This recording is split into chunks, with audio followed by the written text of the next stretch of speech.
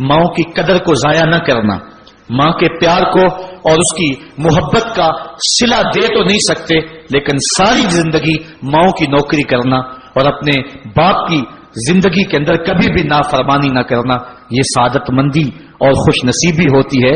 حضور نے منبر کی 3 سیڑھیوں پہ قدم رکھتے ہوئے آمین آمین کہا تھا، تو بعد میں پوچھا گیا حضور آپ نے ہر سیڑھی پہ قدم رکھتے ہوئے آمین کہا، تو یہ کیا ماجرا تھا؟ فرمایا جبریل آئے تھے، انہوں نے مجھے کہا تھا اس شخص کی ناک خاک آلود ہو جو ماہ سیام رمضان المبارک کو پائے اور پھر کثرت عبادت سے اپنی بخشش نہ کروا سکے، تو میں نے آمین کہا۔ پھر کہا اس شخص کی ناک خاک آلود ہو جو والدین کو بڑھاپے میں پائے اور جنتی نہ ہو سکے ان کی خدمت کر کے، تو میں نے آمین کہا۔ پھر جبریل نے کہا اس شخص کی ناک خاک آلود ہو جس کے سامنے آپ کا ذکر کیا جائے اور آپ پر درود نہ پڑے، تو میں نے آمین کہا۔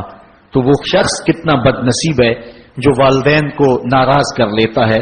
میں کہتا ہوں ساری کائنات ماں کے قدموں تلے ہے، بلکہ میرے محبوب نے جنت کو ماں کے قدموں تلے قرار دیا۔ الجنت تحت اقدام الامہات، جنت ماں کے قدموں تلے ہے۔ ماں اتنا پیار کرتی ہے کہ جس کا کسی ترازو پہ تول نہیں ہو سکتا۔ آپ کے لیے تکلیف نہ بننا۔ میرے نبی سے پوچھا گیا یا رسول اللہ قیامت کب آئے گی؟ آپ نے فرمایا تو اللہ کو پتا ہے۔ تو اس نے پوچھا کوئی نشانی بتا دیں۔ نشانی تو یہ بچیاں غور سے سنیں۔ آپ نے اس نے کہا یا رسول اللہ قیامت کب آئے گی؟ آپ نے فرمایا اللہ کو پتا ہے۔ کہا کوئی نشانی بتا دیں تو سنو، آپ نے فرمایا جب بیٹیاں بھی ماؤں کو ذلیل کریں گی قیامت آ جائے گی۔ یعنی بیٹے تو جب کر جاتے ہیں بدتمیزی اور بیٹیاں عام طور پہ فرمانبردار ہوتی ہیں، آپ نے فرمایا جب بیٹیاں بھی ماں کو ذلیل کریں گی تو قیامت آ جائے گی۔ تو بچوں تمہارے استاد بھی تمہارے ماں باپ ہیں اور تمہارے ماں باپ بھی تمہارے ماں باپ ہیں۔ میرا اللہ کہتا ہے وَاخْفِضْ لَهُمَا جَنَاحَ الذُّلِّ مِنَ الرَّحْمَةِ، ان کے سامنے بچھ جا، لا تقل لهما اف۔ اف کا اردو میں ہے ہم کہتے ہیں یہ ہوں کی آواز بھی نہیں آنی چاہیے۔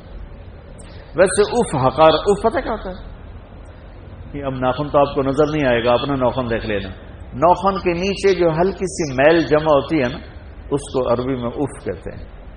کہ اتنا خفیف سا وزن بھی ماں باپ پہ مت ڈالو، ان کی دعا لے لو، دعا۔ قرآن مجید میں 5 جگہ اللہ کے حق کے بعد فوراً والدین کا حق ہے۔ وَقَضَىٰ رَبُّكَ أَلَّا تَعْبُدُوا إِلَّا إِيَّاهُ وَبِالْوَالِدَيْنِ إِحْسَانًا، تیرے رب نے فیصلہ کر دیا ہے کہ اس کے سوا کسی کی بندگی نہیں کرو گے اور والدین کے ساتھ نیک سلوک کرو گے۔ اللہ کے حکم کے بعد، اللہ کے حق کے بعد والدین کا حق ہے۔ سورہ لقمان میں انشکر لی ولوالدیک، شکر ادا کرو میرا بھی اور اپنے والدین کا بھی۔ اور سورہ بنی اسرائیل میں تو کیا تفصیل آئی ہے، اما یبلغن عندک الکبر احدہما او کلاہما فلا تقل لہما اف ولا تنہرہما وقل لہما قولا کریما واخفض لہما جناح الذل من الرحمۃ وقل رب ارحمہما کما ربیانی صغیرا۔ اگر تمہارے والدین میں سے ایک یا دونوں تمہارے پاس بڑھاپے کی عمر کو پہنچ ہی جائیں، انہیں کبھی اف تک نہ کہنا، دل نہ توڑنا ان کا، چھاتی چوڑی کر کے بات نہ کرنا، ان سے کندھے جھکا کر بات کرنا، ادب سے گفتگو کرنا۔ قل لہما قولا کریما واخفض لہما جناح الذل من الرحمہ، اپنے کندھوں کو جھکا کر رکھنا، اور پھر کہنا، اللہ سے دعا کرنا، رب ارحمہما کما ربیانی صغیرا، پروردگار میرے ان والدین پر رحم فرمائیو جیسے کہ انہوں نے مجھے پالا تھا جبکہ میں چھوٹا سا تھا۔